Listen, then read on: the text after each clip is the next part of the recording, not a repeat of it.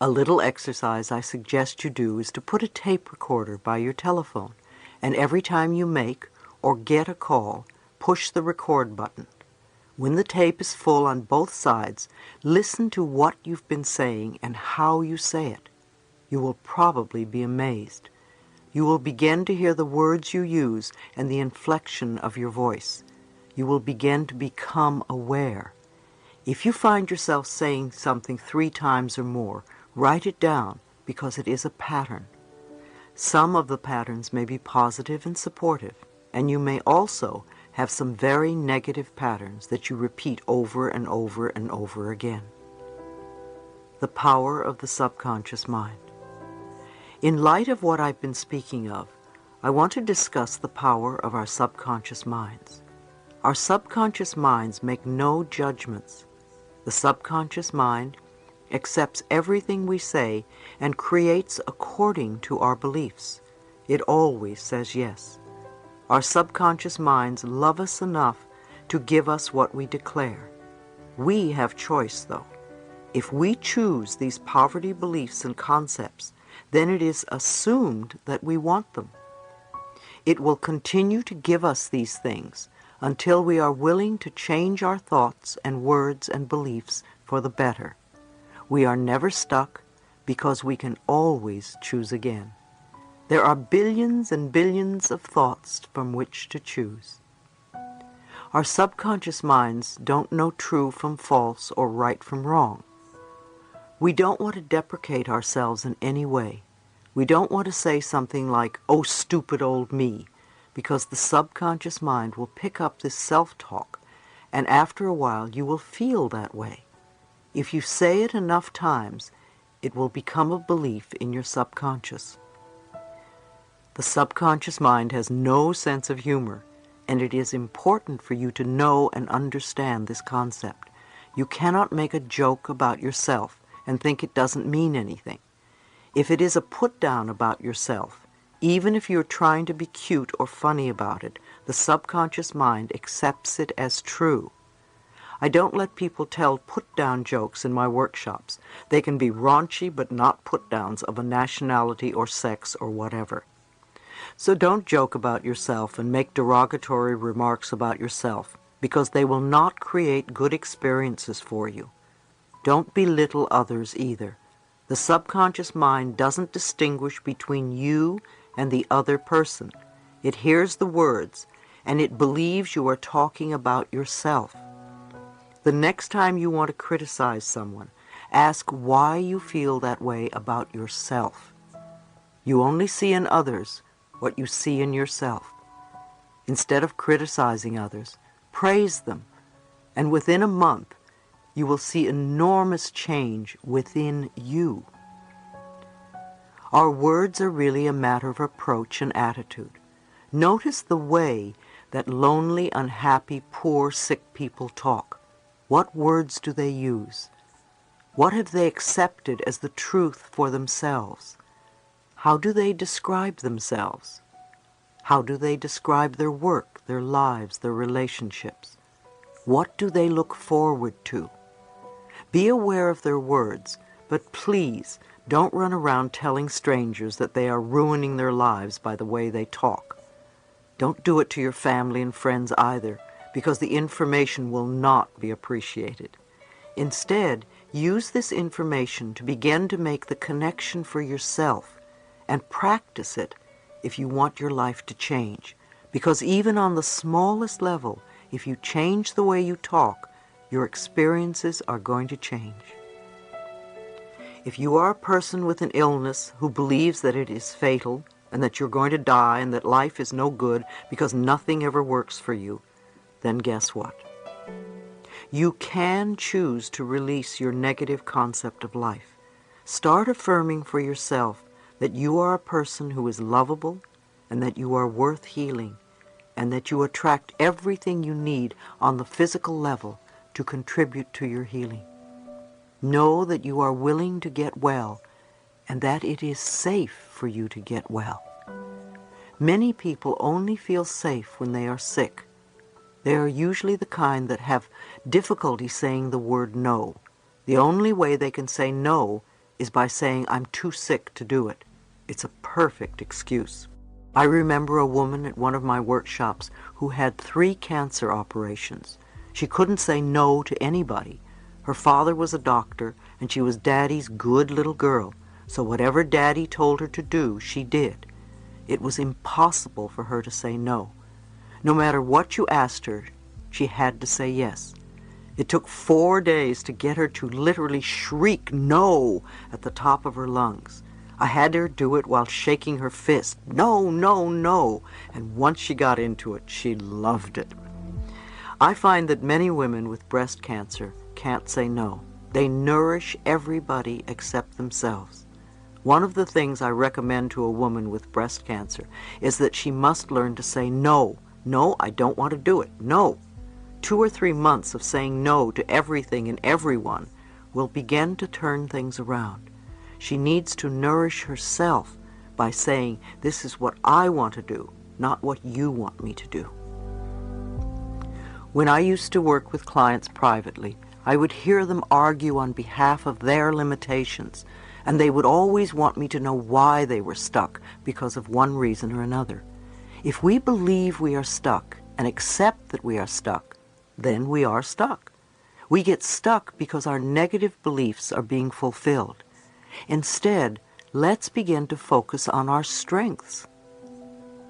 Many of you tell me that my tapes saved your lives. I want you to realize that no book or tape is going to save you. A little piece of tape in a plastic box is not saving your life. What you are doing with the information is what matters. I can give you plenty of ideas, yet what you do with them is going to count. I suggest that you listen to a particular tape over and over again for a month or more so that the ideas become a new habit pattern. I'm not your healer or savior. The only person who's going to make a change in your life is you. Now, what are the messages you want to hear? I know I say this over and over again. Loving yourself is the most important thing you can do, because when you love yourself, you're not going to hurt yourself or anyone else. It's my prescription for world peace. If I don't hurt me and I don't hurt you, how can we have war? The more of us who can get to that place, the better the planet will be. Let's begin to be conscious of what is going on by listening to the words we speak to ourselves and to others. Then we can begin to make the changes that will help heal ourselves as well as the rest of the planet. Chapter 4. Reprogramming Old Tapes. Be willing to take the first step, no matter how small it is. Concentrate on the fact that you are willing to learn. Absolute miracles will happen. Affirmations do work. Now that we understand a little bit more about how powerful our thoughts and words are, we can choose to retrain our thinking and speaking into positive patterns if we're going to get beneficial results.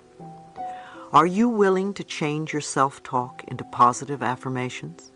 Remember, every time you think a thought and every time you speak a word, you are saying an affirmation. An affirmation is a beginning point. It opens the way to change. In essence, you are saying to your subconscious mind, I am taking responsibility. I am aware that there is something I can do to change. When I talk about doing affirmations, I mean to consciously choose sentences or words that will either help to eliminate something from your life or help to create something new in your life. And you do this in a positive way. If you say, I don't want to be sick anymore, the subconscious mind hears sick more. Now you want to tell it clearly what you do want. That is, say, I am a healthy person. I radiate good health. The subconscious mind is very straightforward. It has no strategy or designs. What it hears is what it does. If you say, I hate this car, it doesn't give you a wonderful new car because it doesn't know what you want. Even if you get a new car, you will probably hate it soon, because that is what you've been saying about it. The subconscious only hears, hate this car. You need to clearly declare your desires in a positive way, as in, I have a beautiful new car that suits all my needs, or I always have a car that I love. If there is something in your life that you really dislike, I have found one of the quickest ways to release it is to bless it with love. I bless you with love, and I release you and let you go. This works for people, situations, objects, and living quarters. You could even try it on a habit you would like to be free of and see what happens. I knew one man who said, I bless you with love and release you from my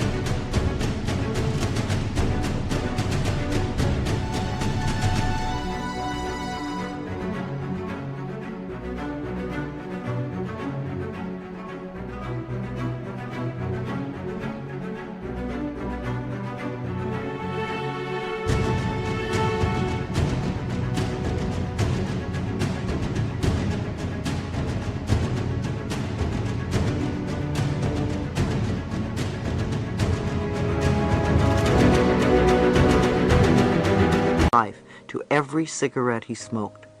After a few days, his desire for smoking was considerably less, and in a few weeks the habit was gone.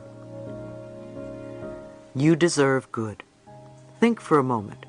What is it you really want right now? What is it you want today in your life? Think about it, and then say, I accept for myself whatever it is that you want. This is where I find that most of us get stuck. The bottom line is the belief that we don't deserve to have what we want. Our personal power lies in the way we perceive our deservability. Our not deserving comes from childhood messages. Again, we don't have to feel that we cannot change because of these messages. Often people will come to me and say, Louise, affirmations don't work. It really has nothing to do with affirmations. It is the fact that we don't believe we deserve the good. The way to find out if you believe that you deserve something is to say an affirmation and notice the thoughts that come up as you say it. Then write them down, because when you see these thoughts on paper, they will be very clear to you. The only thing that keeps you from deserving or loving yourself or whatever is someone else's belief or opinion that you have accepted as truth. When we don't believe that we deserve good, we will knock the pinnings out from under ourselves, which we can do in a variety of ways. We can create chaos, we can lose things, we can hurt ourselves, or have physical problems like falling, or have accidents. We want to start believing that we deserve all the good that life has to offer. In order to reprogram the false or negative belief, what would be the first thought that you would need to begin to create this new whatever in your life? What would be the building block or the foundation that you would need to stand on? What would be the sort of thing that you would need to know for yourself, to believe, to accept? Some good thoughts to start with could be, I am worthwhile. I am deserving. I love myself. I allow myself to be fulfilled, etc. These concepts form the very basis of beliefs on which you can build. Do your affirmations on top of these building blocks to create what you want.